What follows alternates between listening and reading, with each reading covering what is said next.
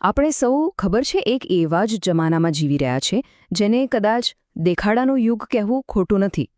Social media જુઓ કે પછી આપણો સમાજ, બધે જ એક અજીબ દબાણ છે સારું દેખાવાનું, મોંઘી મોંઘી વસ્તુઓ વાપરવાનું. અને આ બધાની સીધી અસર ક્યાં પડે છે? આપણા ખિસ્સા પર. અને આના પરથી જ એક જૂની ગુજરાતી કહેવત યાદ આવે છે, આવક નાની ને જાવક મોટી, એ તો છે પાયમાલીની ચોટી.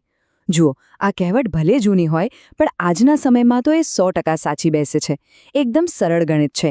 જો ખર્ચ આવક કરતાં વધી જાય તો સમજો કે આર્થિક મુશ્કેલીઓ આવવાની જ છે. તો ચાલો આજના આ વિશ્લેષણમાં આપણે આ જ વાતને બરાબર સમજીએ.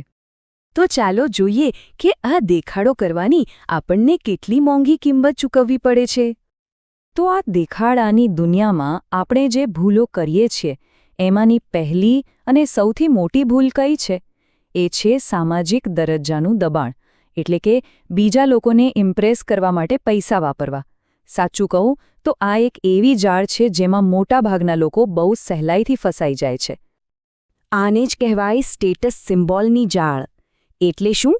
એટલે કે એવી વસ્તુઓ ખરીદવી જેની કદાચ આપણને જરૂર પણ નથી, અને એ પણ એવા લોકોને પ્રભાવિત કરવા માટે જેમને આપણે કદાચ ઓળખતા પણ નથી.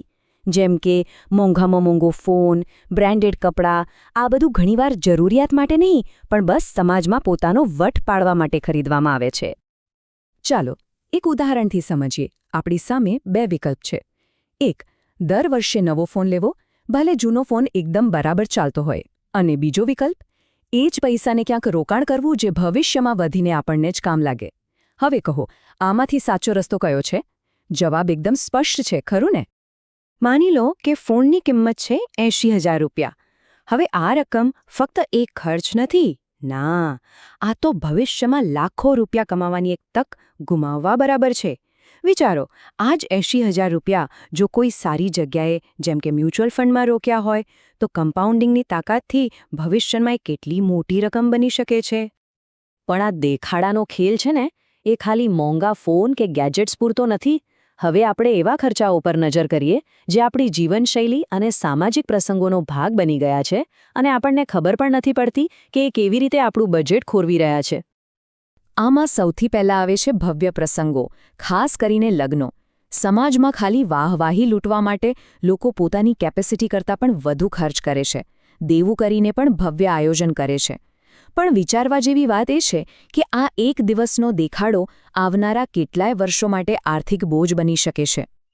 ચાલો એક નાનું પણ ચોટદાર ઉદાહરણ લઈએ. એક બાજુ લગ્નમાં હજારો રૂપિયાના ફટાકડા જે થોડી જ મિનિટોમાં બળીને રાખ થઈ જવાના છે, અને બીજી બાજુ એ જ પૈસા જે નવા પરણેલા કપલના ભવિષ્યનો પાયો બની શકે છે. હવે આ બેમાંથી કયો વિકલ્પ ખરેખર સમજદારીભર્યો કહેવાય? 50,000 રૂપિયા આ કોઈ નાની રકમ નથી. ખાલી લગ્નના ફટાકડા જેવી ક્ષણિક વસ્તુ પાછળ આટલો ખર્ચ. વિચારો, આટલી રકમથી તો કોઈના નવા ઘરની શરૂઆત કરવામાં મદદ મળી શકે છે, અથવા તો કોઈ નાનું મોટું રોકાણ પણ શરૂ થઈ શકે છે. હવે એક એવી આદતની વાત કરીએ જે મોટાભાગના લોકોની હોય છે અને જેના પર ખાસ કોઈનું ધ્યાન પણ નથી જતું. એ છે વારંવાર બહાર જમવા જવું અથવા ઓનલાઈન ફૂડ ઓર્ડર કરવું. આપણને લાગે કે આ તો નાનો ખર્ચ છે, પણ મહિનાના અંતે જ્યારે હિસાબ માંડીએ ને ત્યારે આંકડો બહુ મોટો નીકળે છે. ચાલો આ ચાર્ટ પર એક નજર કરીએ. એક અંદાજ મુજબ બહાર જમવાનો ખર્ચ મહિને આરામથી 5,000 રૂપિયા સુધી પહોંચી શકે છે. હવે જો એમાં થોડો કંટ્રોલ લાવીએ અને આ ખર્ચ ઘટાડીને ફક્ત 1,500 રૂપિયા સુધી લઈ જઈએ તો પરિણામ શું આવે? સીધી 3,500 રૂપિયાની માસિક બચત. અને આ તો થઈ ખાલી એક મહિનાની વાત. જો આખા વર્ષનો હિસાબ ગણીએ તો આ આંકડો પહોંચે છે 42,000 રૂપિયા પર. વિચાર કરો, ફક્ત બહાર જમવાની આદત પર થોડો કાબૂ રાખવાથી વર્ષે આટલી મોટી બચત થઈ શકે છે. અને હવે આપણે વાત કરીશું આજના જમાનાની સૌથી મોટી અને કદાચ સૌથી ખતરનાક જાળ વિશે. એ છે સરળ લોન અને હપ્તાની દુનિયા, જે દેખાવમાં તો બહુ આકર્ષક લાગે છે પણ એનું પરિણામ બહુ નુકસાનકારક હોઈ શકે છે. બાય નાવ પે લેટર, એટલે કે આજે ખરીદો પછી ચૂકવજો. આ લાઈન સાંભળીને કેવું લાગે છે? બહુ લલચામણું નહીં, ખાસ કરીને જ્યારે આપણી ગમતી કોઈ મોંઘી વસ્તુ સામે હોય.